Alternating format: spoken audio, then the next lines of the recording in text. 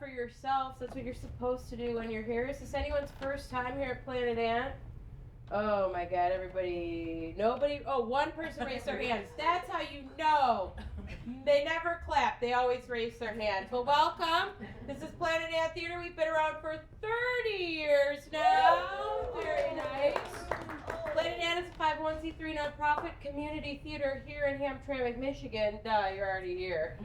If you didn't know, all the money you put in tonight goes back to the artists to keep this place going. It's fabulous. It's a wonderful cause. It's a great place to be. Thank you for coming. 1. 2, if you love monologue shows, not only are you going to see a killer fucking show tonight, but across the street running next weekend is a show called Lovebird Jamboree. It's an LGBTQIA monologue show, much like this, but a little gayer. And more air. Hey, very nice, Steve. I'm Miles DeLue, the director. I'm so happy you're here. This is Steve Hughes, the writer. He's going to tell you a little bit about Stupor before we get into it. Thank you, Miles. So, Stupor's a zine I've been producing for the last 29 years. And thank you. Yes. And so, Stupor is a collection of stories I get from people I meet at bars. Stupor is also a collaboration I do with different artists on each issue. And these 2 issues here, which are going to be presented tonight, are collaboration with the Hinterlands. Yes! Who are here tonight. And so the Hinterlands were interested in the work of Roberto Bolaño. And Roberto Bolaño writes a lot about crimes, mysteries, and things that don't really make sense. And so when we went out collecting stories at the bars, which we did, we went to first Bumbo's, then The Painted Lady, then to Outer Limits for the stories in these issues. We collected stories on crimes and mysteries and things that don't make sense.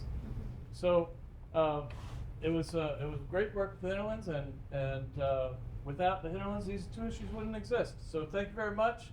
Thank you, Hinterlands, for coming tonight.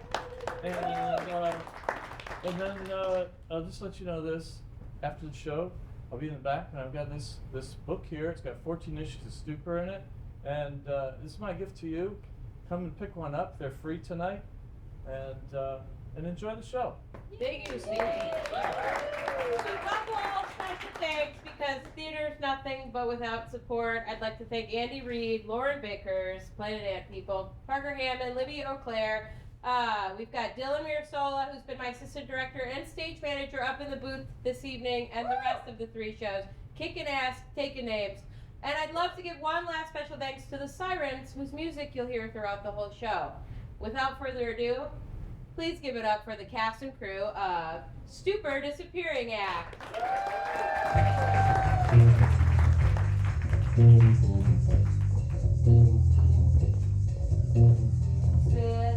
Listen to me.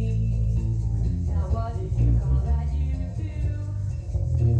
You talk, but you're a liar. You left me all alone and blue. Baby, it breaks my heart to tell you. I'm mad, I think I lost my head. My wife, she really let me have it with this whole disappearing act of hers. I mean, we've had our problems. I keep hearing her yelling my name and saying, I didn't sign up for this. Well, I didn't either. But disappearing on me, now that's just plain cruel. Now there's some people that think that I should be thrown in jail. The worst is this lady from Janie's weirdo church. Why pick me to hate? I hear that she argued with the police and bitched that they better come dig up my yard. What? That's insane. Even if I did kill Janie, why would I bury her in my yard? For one, I'm not stupid. For 2, I work sanitation. So getting rid of things is what I do all day, 5 days a week. And frankly, Janie's too bulky to bury. To be fair, she is curvy. Blessed with curves. So lucky. Even so, we pretty much wear the same dress size. Only I sort of have to shoehorn myself in. And to clarify, that sunken area in my yard, right under the clothesline, It's a mystery to me too. And it didn't just happen the day that Janie went kaput. It's just grass and dirt. It shouldn't be doing anything different than the rest of my grass and dirt. I come home from work, I strip my coveralls off, and I pin them to the line. For good reasons. They're not allowed in the house. Speaking of things that smell, since Janie disappeared, the house reeks. Now this is something I didn't sign up for.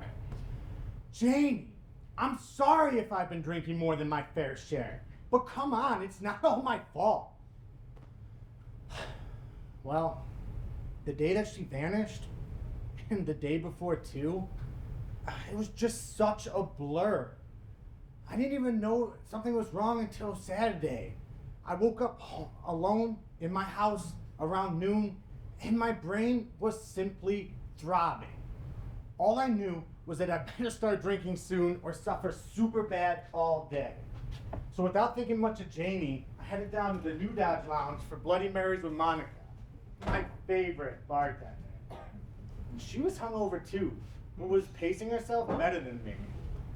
Around happy hour, I was almost back to my normal self. So figuring Janie should be home by now, I grabbed us a 6 to go, kissed Monica right on the lips. Mwah! Because I love Monica. And I took off.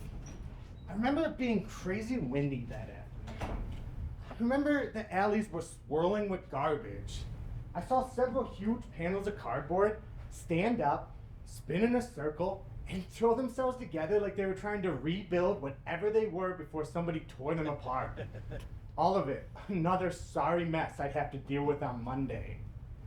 Then things got weird. Pretty much as soon as I got home, I noticed the pee smell. Ew, what is going on? And on top of that, Janie was still not anywhere. Finally, I cave. I call her cell phone. It goes straight to voicemail. This passive-aggressive bullshit that she's pulling, it's starting to get to me. I turn on the shower and I strip off my clothes. Just a sweater, jeans, and a pair of her silky undies that I snagged. I crank up the water and I step in. I go to squeeze some shampoo into my hand, and it comes out all yellow and pee smelling. What the fuck? I squeeze it out till it's normal, and then I finish soaping and rinsing. Next, I'm toweling off. I ruffle my hair, and I dry my face before realizing that the pee smell was there too. I almost lose my lunch. In the days following, I go to work, I come home, and still, no sign of Janie. Just more nasty pee stink.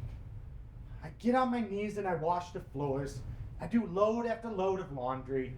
I throw her mildewy books in the garage, and I drink way too much alcohol. Pretty much every day I figure that Janie will show up and we'll have it out. But she doesn't even answer my texts or calls. I don't know what her problem is.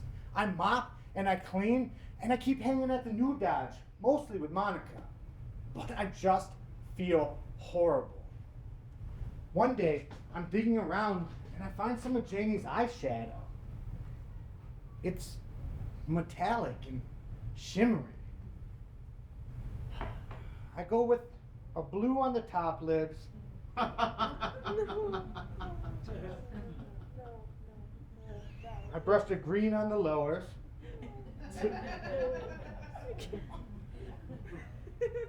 And then I just blend and fade to my brow. And just dust it all over my cheeks. It's nice. It's sexy. I'm in awe. I don't even know myself anymore. I am so stardust. I am moon dust. It feels like I've been transformed into something real and true. Something like eternity. I can't exactly explain that to the detective that comes knocking late that afternoon. She's kind and funny and a little bit nervous. He looks more like one of those music type barflies you see around town than a cop. I do like his skinny leg jeans, but the guy has no ass at all. Still, I probably should have wiped off the makeup before I let him in. I'm a little lonely is the problem. For starters, he asked me why I didn't report her missing. I explained my side of it, and then I tell him about the pee stink that's killing me. And no, I don't have a cat. It's gotta be Janie and her weirdo lady friends. Could be a whole gang of them with their bladders all jacked on communion wine, crossing their legs as they come busting into my house, opening my drawers, lifting their skirts on my couch or wherever, and relaxing their nasty, never been touched, severely out of use equipment. I'm serious, I say. No joke, it's bad. He gets a little smile on his face, and he says, you know, you really ought to set up some cameras. Oh my God, that's perfect. Why didn't I think of that? Then he looks out at the back of my house at the depression in my yard, and he asks me what I got buried out there. Nothing. Never ever, I say. He gets all serious. And he says, you know, people don't just go missing. Either something happens to them, or they go somewhere of their own volition. Since your wife didn't take much of anything, don't you think that whatever happened to her is something she wasn't in control of? She was always in control of everything but me. I stare at him as honestly as I can. I stare at him until my eyes hurt. I get to thinking, maybe there's something in his eyes that hurt too. The house is so quiet. It's just so quiet. We are alone.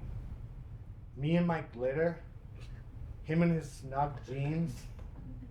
We're staring at each other, and I don't know if he's going to cuff me or kiss me.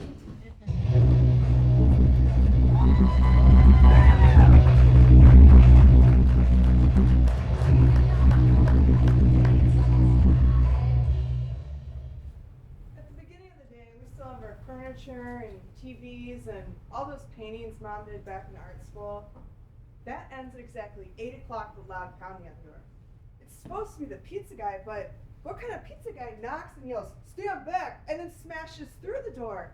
And then all these assholes in bulletproof vests come storming in and screaming, "Hands up, hands up!" It scared the crap out of us. The dogs are freaking too. Mom yells at me to hold on to them. "Evie, don't let go!" Everyone is yelling at once. And then the cops take their bright lights and shine it right in my eyes, and all I can see are burn spots and black streaks with purple edges. All I can hear is yelling. All I can see is light. So I close my eyes and I wait for it to end. And then it does, and everything changes.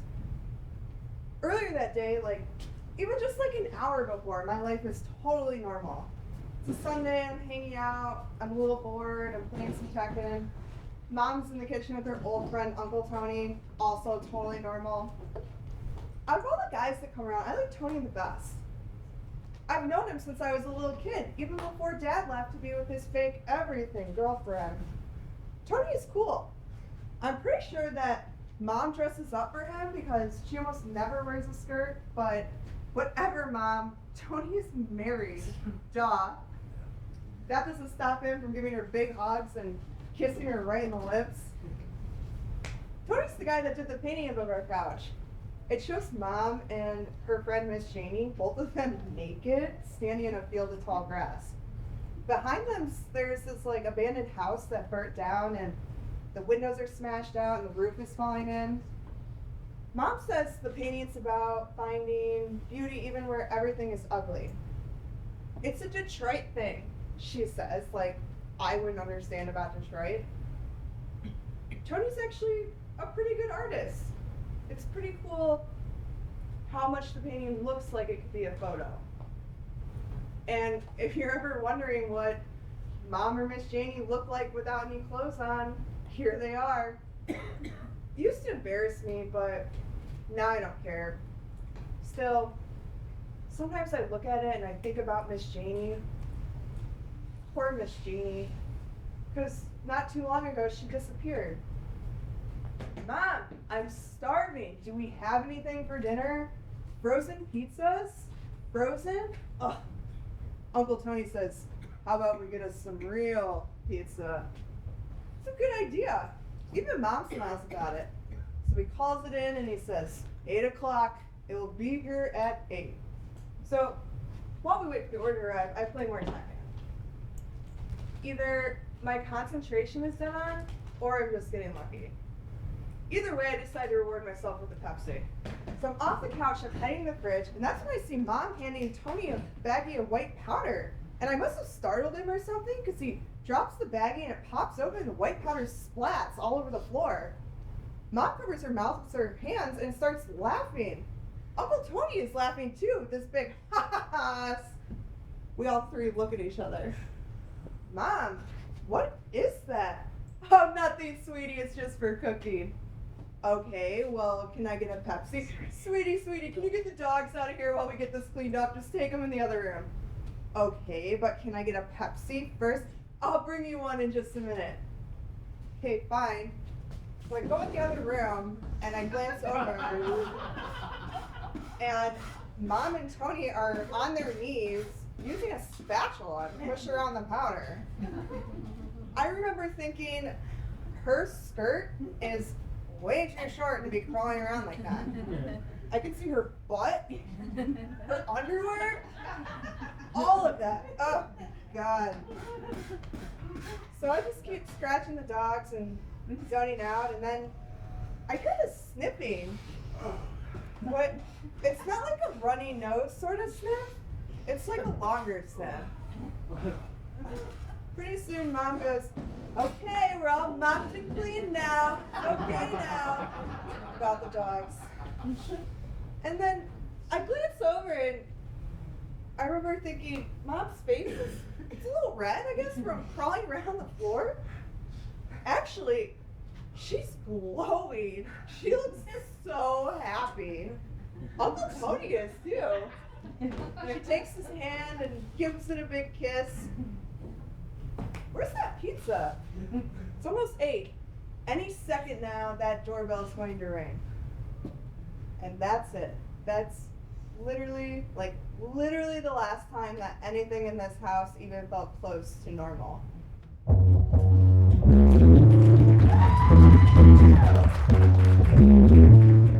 really got to use my imagination. I keep thinking about how my boss threw that report on my desk, then got to her knees, yanked her hair, and made this horrible guttural moan. I know I messed up, but she didn't need to do that. I mean, why not just fire me like a normal person? I'm depressed enough since me and Francine moved to Hamtramck. Things just feel so stacked against us. Too bad going to art school makes her no money. She seems to think it's all worth it, though, even though she's studying under this professor whose work is nothing like hers. His paintings are all hyper-realistic, like super accurate, especially when it comes to boobs. The same day I lose my job, she tells me that he asked her if she posed nude for him. Nude? I ask. Yeah. She goes, would that be okay? No, that wouldn't be okay. I can't believe you're even considering it. He totally just wants to get in your pants. She said, no, Raven, it's not like that. Well, it's a weird thing to ask your student. Then, like, a day later, she says he wants to know if I might consider posting too. Both of us, bare-skinned, together in the buff. Really? The weird thing is I'm kind of flattered. Do you think you'll want to paint us standing in front of our house, husband and wife, side by side, maybe smoking and drinking some beers? And then she says, it'll be her Hamtramck Gothic. Well, I don't know. I'll just be the blurry sheet next to you. Probably with a minor bone or two. How much is he paying? He's not, she says. Well, he needs to pay or we're not doing it. And because all this talk of being naked has me stirred up, I run my fingers through her belt loops and push myself against her. Maybe later, she says. I'm starving, and there's nothing to eat. After some head scratching, we decided it's a good night to go out to the Outer Limits Lounge. Her friend Gary's bartending, and there's not a hot dogs, and Gary will probably hook us up. We scrounge together some money, a whopping $37.37, and head out. It's dark and icky, and ever since the snow melted, there's trash everywhere. I swear, March puts a spell of misery on this city. It's too gross to walk, so we take the car. That should be fine, but as soon as we turn the corner on Kniff, something goes wrong. There's a clunk and a grind, and when I hit the brake, a wheel goes rolling past, hops the curb, and lands in front of this lame hipster art gallery. I remember thinking, that's a familiar looking hubcap. Now our busted car is totally blocking the intersection. Pretty soon this cop pulls up, and without getting out of his car, he says, "It looks like your lug's sheared off." The flashing lights are making the whole scene feel dizzy. It's beyond bad now, it just feels ridiculous. Suddenly, we own this intersection. Why not post right here for her painting professor? Just strip naked on the street. She with her boobs and me with my blurry, hopeful boner. Maybe her lost wheel could be rolled up beside us, and the circle of the tire could reflect the curve of her butt and the softer circles of her hyper-realist tits. I mean, this seems like a more true representation, a postcard of our life. Broke, starving, thirsty for drinks, and mostly still in love. Tell your professor we'll do it for $37. She starts to laugh. I pull her to me and kiss her. Just then, it starts to rain. By the time the tow arrives, the rain's soaked through my jacket and is dripping through her ringlets. We walk the rest of the way to the bar. Inside, it's warm and dry. We drape our coats on some chairs, and Gary shouts us hellos and gets us some beers. Hot dogs, he asks? I order 3. She gets 2. We drench them in ketchup and mustard and crunchy bits of onion, and even though they're totally ordinary, they're just about the best things ever. And feels like things are looking up. Maybe they are. Maybe this beer and these hot dogs have the power to realign our broken universe or repair our messy lives and maybe pave the way for some late night loving. At that moment, I believe they do.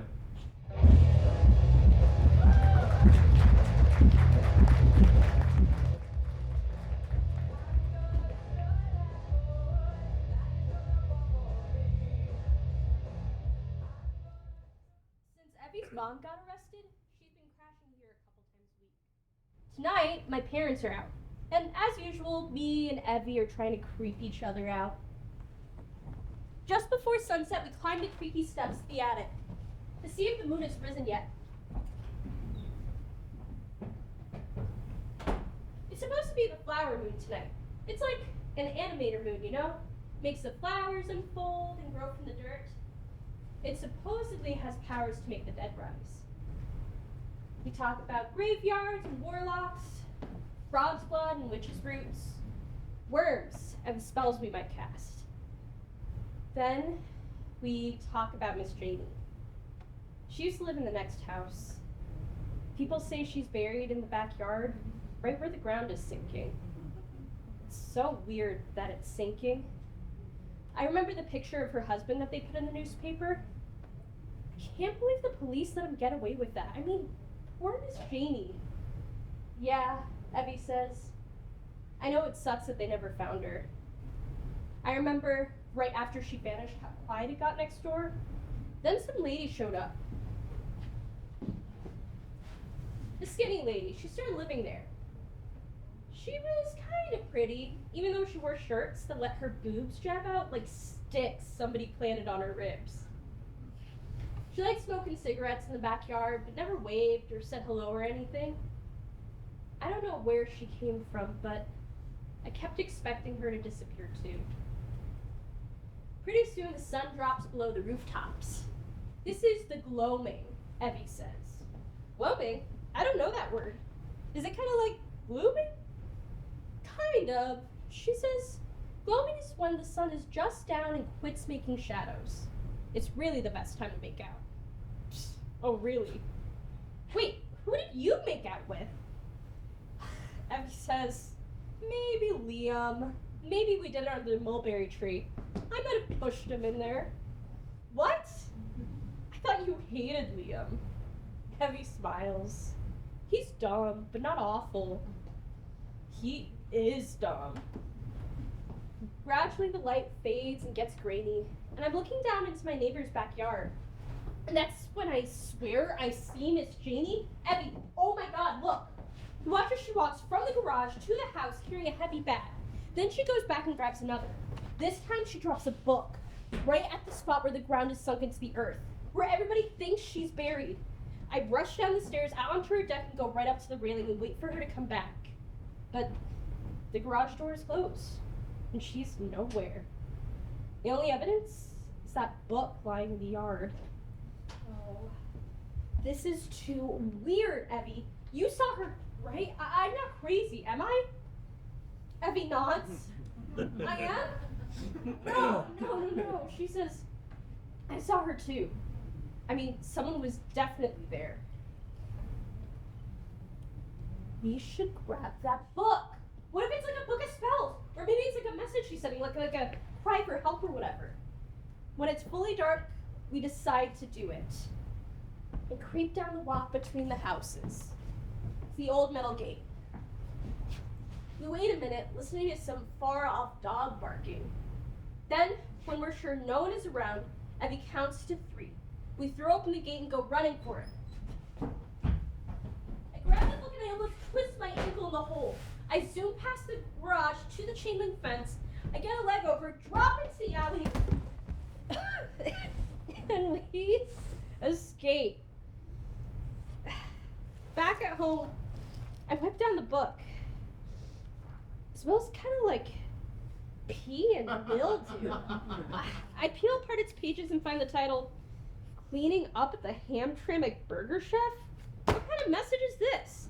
There's definitely no place called Burger Chef around here. All the fast food places are shut down. Our Wendy's is gone. Even our McDonald's is just another boarded up building. It's like fast food for the dead. Like that's where zombies live, and at night they come out and eat stupid drunk people that go stumbling past. We take the book up to the attic and hang it from a wire that runs between the rafters. The same place where my dad dries fish. Then, because it's late, we make some popcorn and grab our sleeping bags and roll them on our bedroom floor.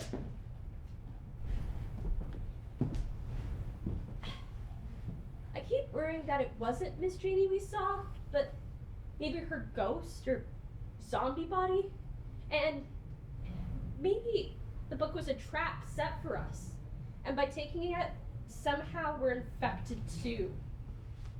Then Evie says, maybe it didn't get dropped, but somehow got pushed from the dirt.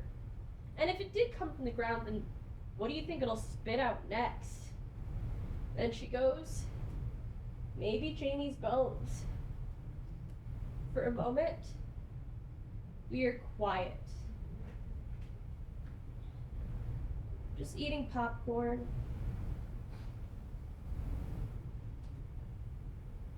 Listening to the house creak. It makes all these small weird sounds I can't place. Then Evie says, rats! What's next from the hole is rats, zombie rats, enough for a whole plague, she says. They'll crawl from their tunnels, poke their heads from the ground, and the little black beads that they use for eyes will go straight up to the moon, the flower moon. They'll stick their claws into the walls of the house and claw their way to the top. And when there's so many up there that they cover all the shingles, they'll eat their way through them, just like we eat popcorn. God, Evie, you're freaking me out.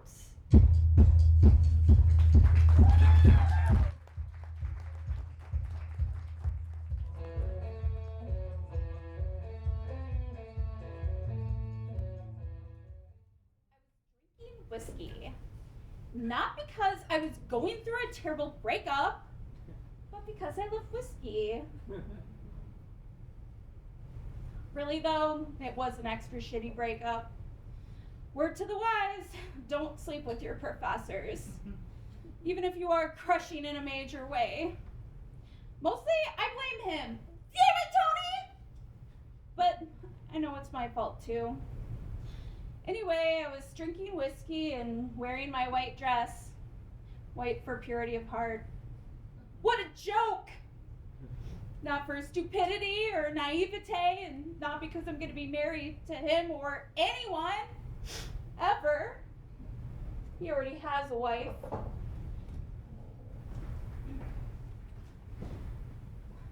The whole thing started getting serious because I assumed that since he was kissing me, like wherever possible, and pushing down my leggings for fuck's sake, that meant his marriage was over. But it didn't mean shit. The first time he came by my apartment, it was only to supposedly lend me a book of prose poems he said I absolutely needed to read because they somehow connected to elements of my collage work. On the phone, he asked what kind of beer I liked and said something about his wife being out of town. Neither of those registered as significant. My apartment is small, just a bedroom, bath, and kitchen. No room for a couch. The only decent place for sitting is on the bed. That's where he read to me. It was a story about a truck full of pigs that ran over a car. A man died and some pigs died too, and the rest freaked out and ran howling into the night. It was like a story about two things that collided and the chaos that ensued. At the time, I wasn't thinking about kissing him, but he kept moving closer to me, and the sun was going down, its rays coming slantwise across the horizon, right through the pollution pumping out of the smokestack of the GM factory. The light was mutated and deformed. I started to feel like I was with him in one of his Detroit paintings. Our legs were touching, all down the lengths of our thighs. For one last second, we were just professor and student. Then he set the book down on my bed and we started kissing. That night, there was no moon. And since all the streetlights in this city are broken, it was dark as a country road. Black, really. Like the black of charred wood. So there was only the dimmest light from the energy deep within our bodies. We fucked for hours. We did everything and we did it again. One afternoon, months later, when it started to feel like we might actually be a couple, I was starved, so he said he'd take me out. We were about to walk into this bar with good tacos when he grabbed my arm and turned me around. "We can't eat here," he said. "See that lady sitting in the front window?" I actually recognized her too. I had bought weed from her a couple of times. "So what? Yeah, I know her, so what about her?" "She knows my wife," he said. "We can't go in there." What? I couldn't believe it. That night, I almost didn't let him in. He was like, "What's wrong?" I didn't know how to respond. My brain just kept saying, "Fuck, this is so fucked up." I guess it was out of habit that I let him kiss me and come up to my apartment. I left him waiting on the bed and sat on the toilet, just trying my best to gather up my busted brain. I looked at my face in the mirror. It seemed like my skin was starting to green, like a deep bruise was surfacing on my cheeks, and worse, around my eyes. I started crying and then laughing. Then I was wondering if he was still fucking his wife. And what if he was fucking that drug dealer lady also? Slowly, I'm realizing everything about us is as rank as the hills of trash that are the backdrop of so many of his Detroit paintings. That night in bed, the black was complete and infinite. The world was squeezing me so hard, it felt like my bones would come apart at the joints. And if I didn't get away from him, they might. Somehow, just before he left to go home to his precious wife, I managed to say, "I'm sorry, Tony, but it's over." I don't know why it surprised him. He pleaded with me, got down on his knees, and cried. I remember thinking about that book he read to me the first night we were together. Somehow, we have become the pigs in that highway accident. No, we were the trucks that collided. We were the drivers, maimed but alive, pigs running in every direction to get away from us, howling in the terrible light of the moon. That's all we were. It sucked. It still sucks. I still miss him.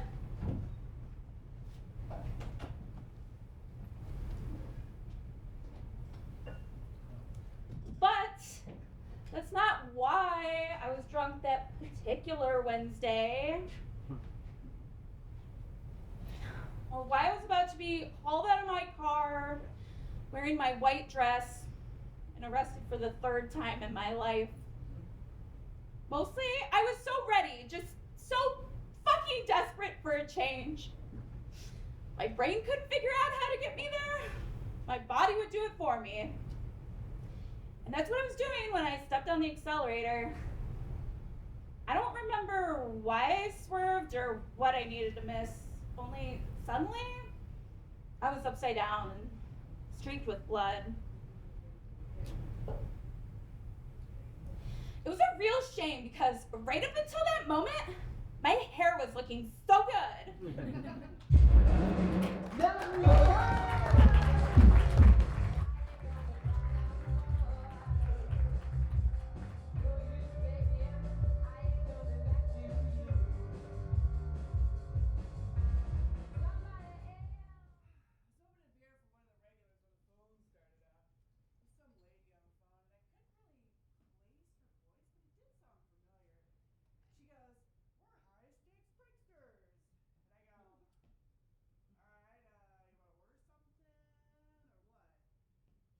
No, just listen.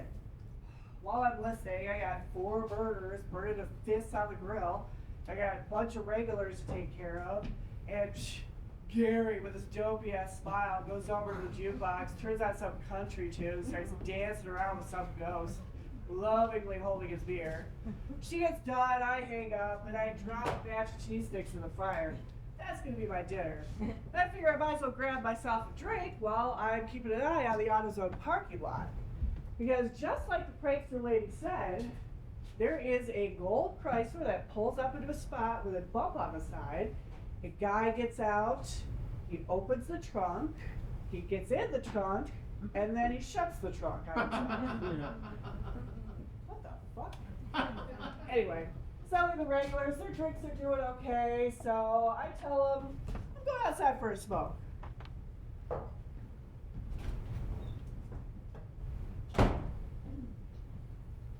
I cross the street, and just like the prankster lady said, the driver's side door is open, the keys are in the ignition, and there's a $100 bill right underneath the floor mat. So of course I take the car, and I park it right in front of the bar, you know, the empty spot there. But before I get out, I check with the guy. Hey man, you doing okay? I get back a muffled, fuck you! The fuck? Like, I'm not the one who locked myself in a truck, or whatever. Christine, she stops by. She's about a week or so out of rehab, and she comes by for a drink or two. And I tell her all about the car out front. There's a guy in the trunk, some lady called. And she gets this evil look on her face. I know exactly what's going to happen, because every time we go outside for a smoke, she's bopping her butt on that bumper the whole time, just messing with the guy. And, you know, the guy doesn't freak out other than, you know, call us assholes and stuff. And he never asks for help or to be let out, so I guess it's okay.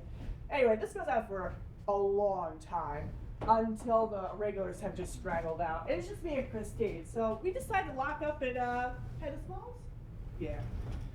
But, I've been drinking since happy hour.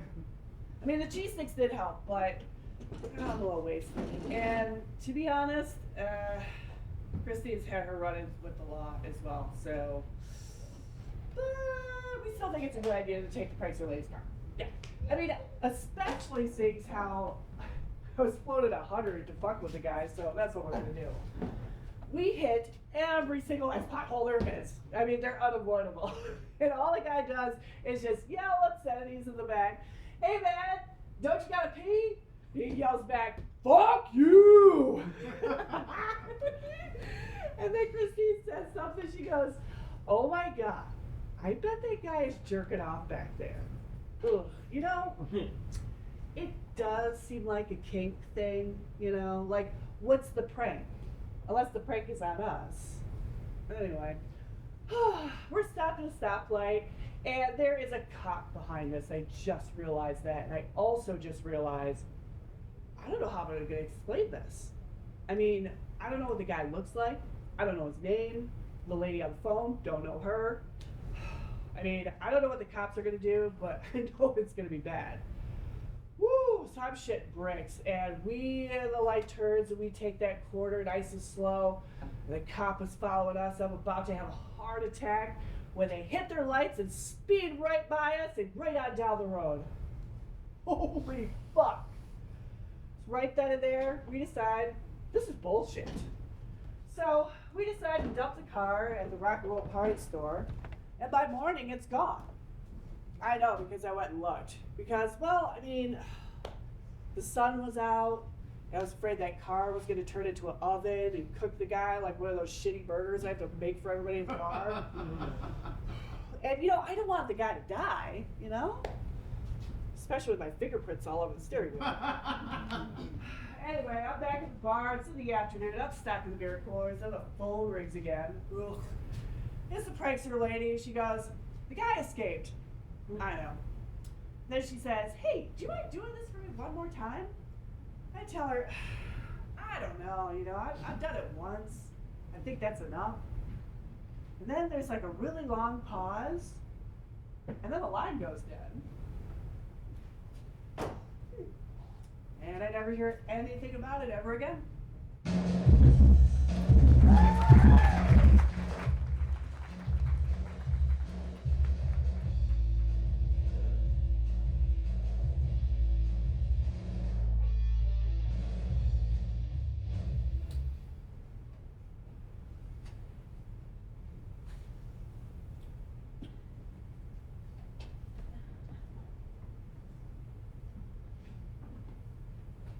There's a nice sort of vacancy in my life. That's how it feels. All that happened is Valerie went to California to visit her sister.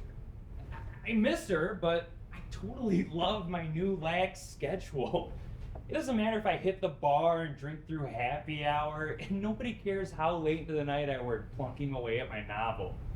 Maybe when I'm tired, I smoke a joint, microwave a plate of taquitos, and fall asleep with my dick in my hand. Wednesday is different. It's writer's group. So I print off my new chapter, and I'm about to get my ass down to the bar when I realize, oh shit, I lost my wallet. I searched the usual places. I even called the bar because I was there yesterday, but no sign of it. So I end up heading out with only a couple of dollars.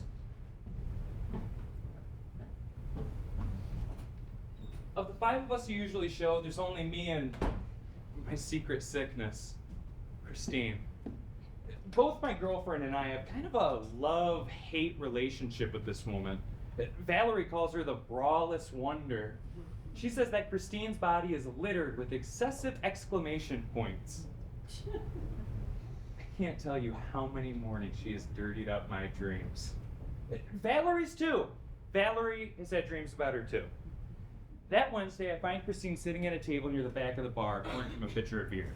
Right off, I confess that I'm a slob, that Valerie's out of town, and also that I lost my wallet, which means I've only got a couple of bucks for beer. We drink and talk shop and then get down to business. I read my new pages to her. She says, your characters feel a little thin. They're getting shoved around by the plot when they need to be the ones driving the plot. Maybe you need to try to imagine what it would be like to have sex with them. Make them real. Lust after them. I look at her and, of course, she isn't wearing a bra. Exclamation points. I feel my face flush and decide I need more beer, but our pitcher is empty. That's when I remember the 12-pack in my fridge and taquitos, too. Hey, should we move writer's group to my place? We agree to meet there in 20 minutes. I drop home and open some windows to get that musty smell out. I clear off the table and throw arms full of crap into my bed, still hoping my wallet might magically appear. Pretty soon, Christine is at the door. I grab us a couple of beers and we get situated at the table. Without missing a beat, she says, I have 6 poems. Her first is titled Strip Poker. Have you ever played, she says? No, but I'm willing to try. Want to, she says. Okay, sure, I'm in. Christine reads me her poem. Each of the stanzas describe the details of a different piece of clothing. It's entirely dull, but also sort of perfect and will probably get published in the first journal she sends it to. When she's done, she goes, okay, no reason to get out cards or anything. Why don't we just take something off after each poem? All right, and I kick off my shoes. I expect she'll slip hers off too. Instead, she says, I'll see your shoes and raise you 1 shirt. Just like that, she pulls it over her head, drops it on the table, and is sitting before me, half naked in all of her dazzling punctuation. Should I put it back on? She says. No! No! It's cool. I'm just surprised, is all. Christine shuffles her papers and starts to read her next poem. When she's done, she goes, should we take off something else? Okay, only I think I'm winning. I pull off my socks. She stands, undoes the tie of her skirt, and steps free of it. And, well, who would guess? All these times at writers group, and Christine is going commando. Now wearing nothing but sandals, she sits her bare butt and lady parts on the chair that Valerie scored at the thrift shop on Mound. Did you say you have some taquitos? She says. Yes, I do have taquitos. I go barefoot into the kitchen, open the freezer, and surprise the fuck out of myself. Buried in the taquitos bag, I find this folded black thing. Look! I hold it out for Christine to see. Is that your wallet? For the life of me, I cannot figure out how it found its way in there. Have you been smoking a lot of weed? She says. Little more than normal. Taquitos are such a stoner food, she says. And then she stares off and murmurs, taquitos, taquitos, taquitos. I pull the plate from the microwave and set them down between us. I warn her about burning her mouth or, God, worse, don't let the gooey cheese drip in your lap. What a day. At least I found my wallet. Then, Christine, my secret sickness, touches my hand, smiles at me. 4 more poems. Oh, God. 4 more. Shirt, belt, pants, underwear. I start laughing. Either I'm slap happy or just a little drunk. I doubt there's a better writers group anywhere.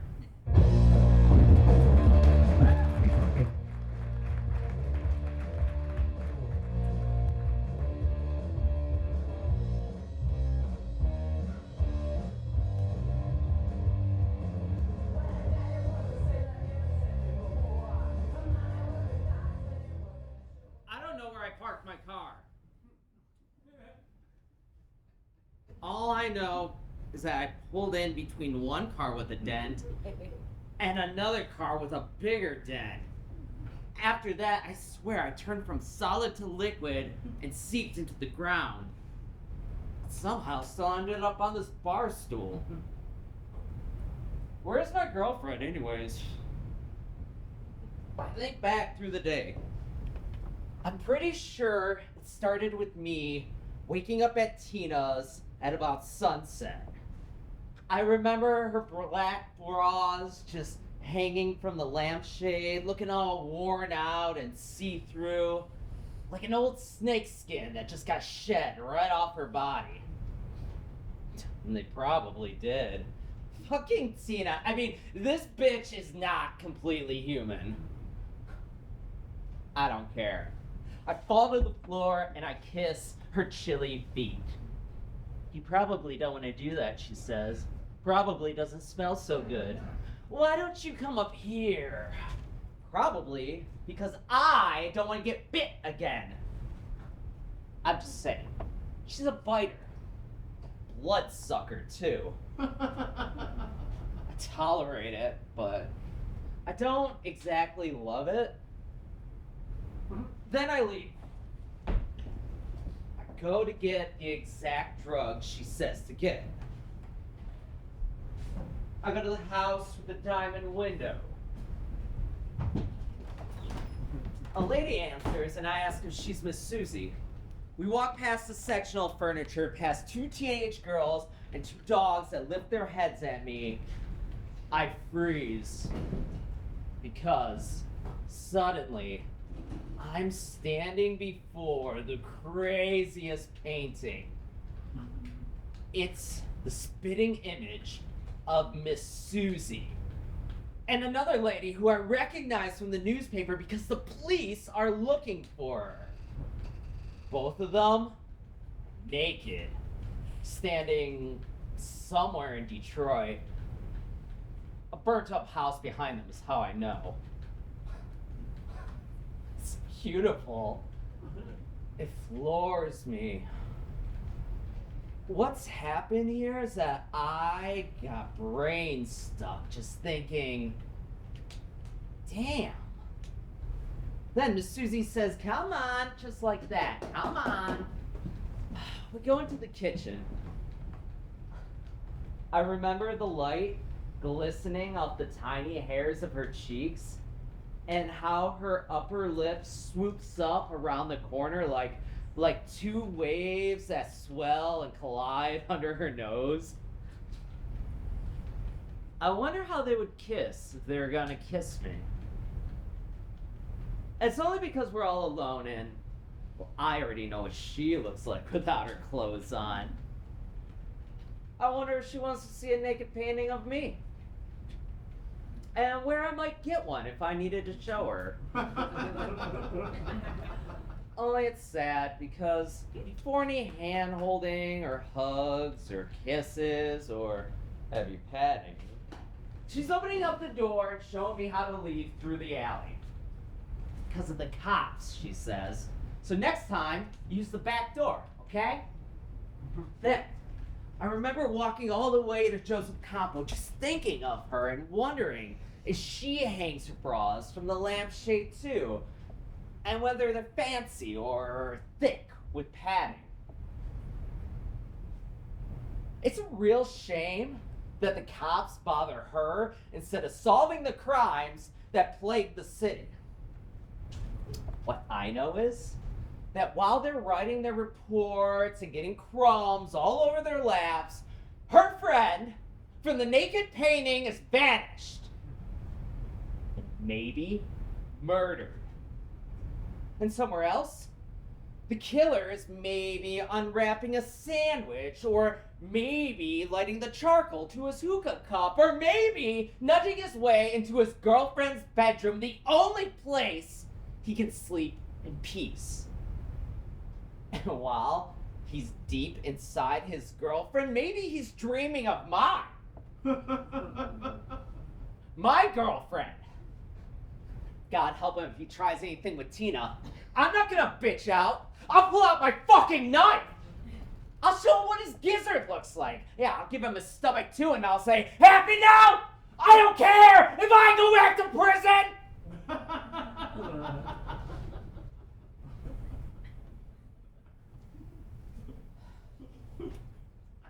That's about all I remember about today.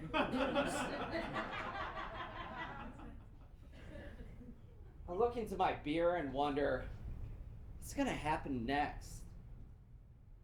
That's when the back door opens and Tina comes walking in, placing her hand on my shoulder. Her voice is smoky and reminds me of the darkest, most sexual moments. Her words ask the same thing they always asked. They asked, I have the stuff. You want to go out to the car and do a little? I look down into my beer and remember, my car is lost. I lost it. The car. I lost the car. No, she says. I just saw it. It's right outside in the parking lot. That's a pretty good spot for it, don't you think? What parking lot? There's a lot of parking lots in this city. can't tell if she's about to laugh at me or sink her teeth into me. Honey, she says, you picked a real good place for it. It's right outside on the other side of this wall. Then she says to me, hey, how much have you smoked? It was my money, remember? Trying to remember. And then I do. At least you could have waited for me, she says. I know she's right. I finished my beer, wiped my mouth, and steadied myself.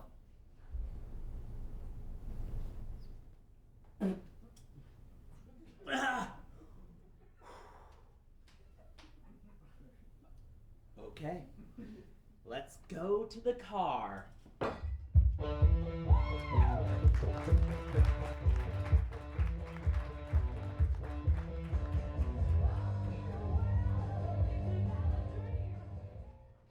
Tonight I'm hosting dinner for a small group of friends from the art department.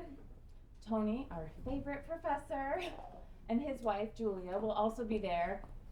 And no doubt, Tony will already be drunk by the time he gets to the front door and then be all flirty with all of us, even in front of his wife. At least Raymond doesn't do that. Still, I can't help but think of what it would be like to shake free of him. My life goals are just so different from his, and more it makes creative and intellectual sense to just pull up and start all over, all new everything. What's the chance I actually find a guy with his shit together? The real problem is that Raymond can't exactly figure out how to hold a job. I know he's a talented musician, but he needs to do something besides sit around with his headphones on, recording songs nobody will ever listen to. Like helping me with tonight's dinner would be cool. I've been at the studio all day, painting right up until the last minute preparing for tomorrow's critique. And I still need to finish dinner. On the way home, I stop at Bozek's for the last and most important ingredient, smoked sausage. It's so hard to be a vegetarian in this town. So I'm in line at the meat counter, and typical for this store, an older man pushes in front of me. I'm like, excuse me, were you here before me or something? He just glances at me and places his order. Head cheese. It pisses me off. While I wait, I dip into the cooler for some coleslaw, and I grab the bread and some other things I need, and then when it's my turn at the deli counter, I order that kielbasa. Then, in the checkout line, when it's my turn to pay, the register quits working. The cashier, an older woman, she's completely frustrated. She opens the drawer, bangs on it, messes with the tape. She glares at me as if my whole purpose in coming here was to make her life harder. Look at the customers behind me, and their irritation also seems directed at me. She yells to the deli girl to hurry up and get to the next register. When the new one finally opens, the man who cut in front of me at the deli counter cuts in front of me again.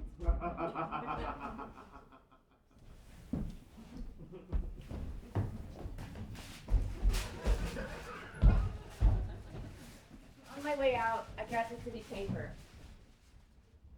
I see a picture of my neighbor who disappeared about a month ago. I didn't know her that well, but we did talk several times, and I want to believe nothing terrible happened. Finally, back to the apartment, I unload my bags, but I can't find the coleslaw. I check the receipt, it says I paid for it. I can't afford to buy stuff just to lose it, so I decide to head back, even if it means getting into an argument with a crabby cashier. Before leaving, I explain the problem to Raymond. He's got his headphones on, but he gives me thumbs up.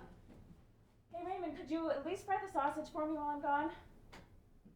At that, he gives me another thumbs up, but he just keeps bobbing his head. This man, so useless. Again, I'm throwing on my coat. I'm out the door, down the steps to the car. I stick my key in the ignition, and I'm about to start it when some asshole wearing strong cologne pulls a gun on me. Give me all your money. What? He says it again. Look, I don't have any money. Yeah, you do, he says. Give me your wallet. I'm like, I'm broke. I'm serious. I'm almost hysterical, about to laugh in his face. He's like, I don't care. Give me your wallet.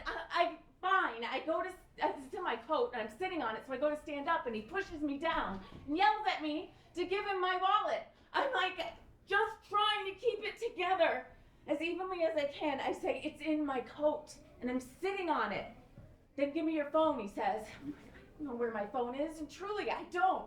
Once more, I go to stand up, and he shoves me down. Look, I don't have any fucking money anyway. I live in this neighborhood. Go rob somebody in the suburbs. And that seems to do it. He turns and runs down the sidewalk, and I get out of the car. That was rude. That was really fucking rude. He gets in some car way nicer than mine and goes roaring down the street. Hearing the screen door slam, I turn and look at the house. Raymond's on the porch. Hey, everything okay? His shirt's untucked. His hair's a mess. This is the man I married. Coming to my rescue. How strange and thoroughly disappointing love is.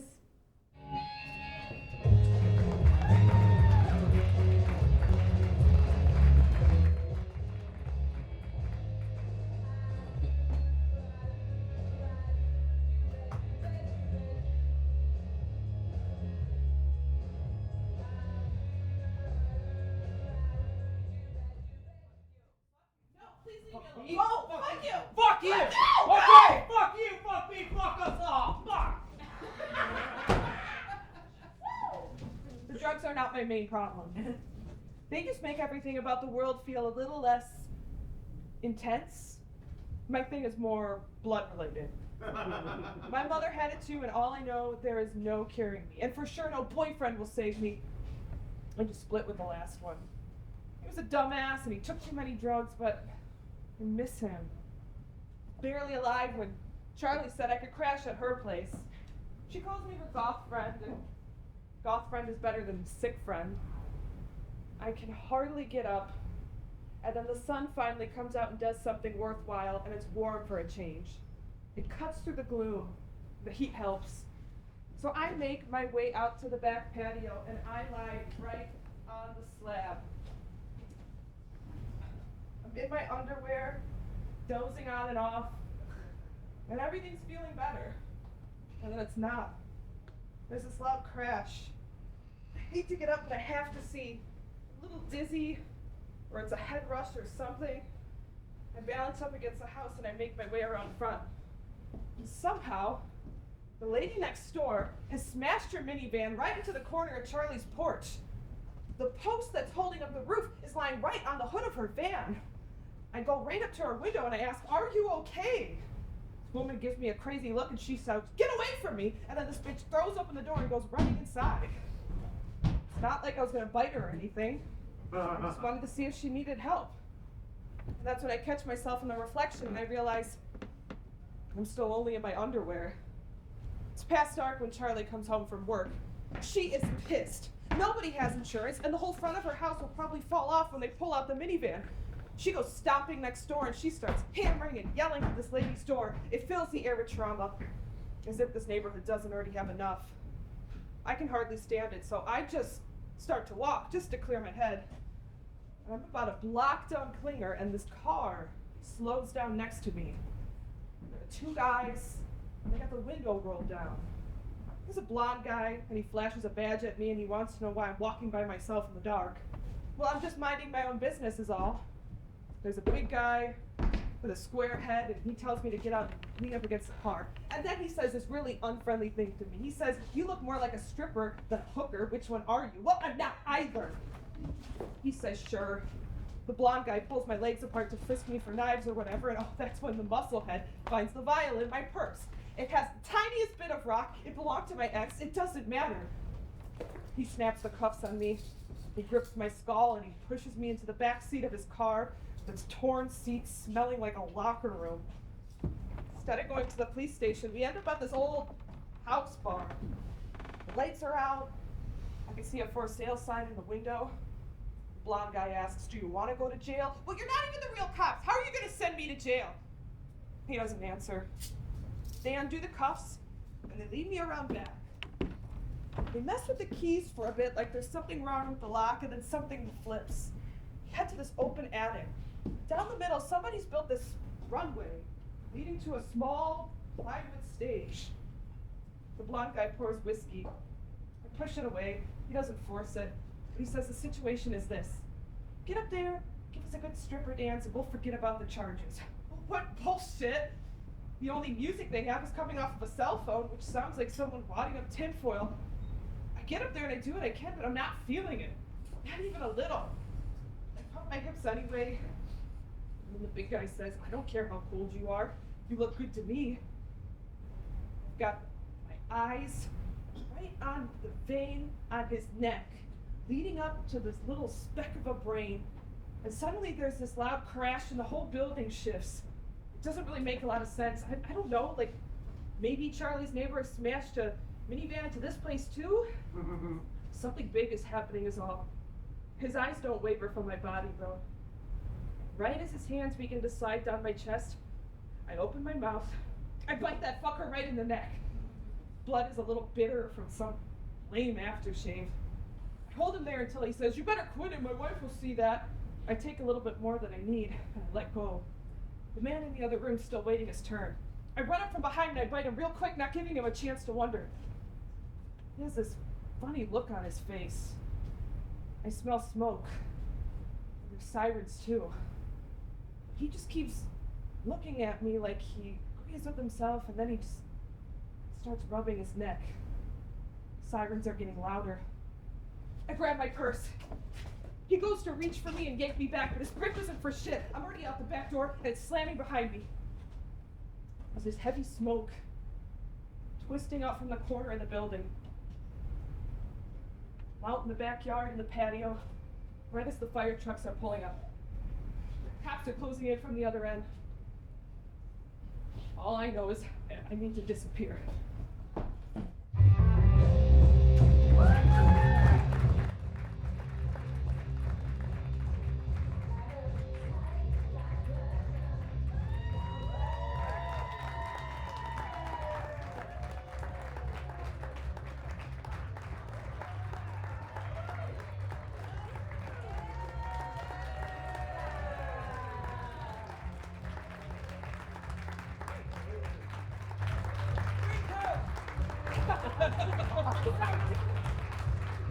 Thank you so much for coming out to see Stupor disappearing act.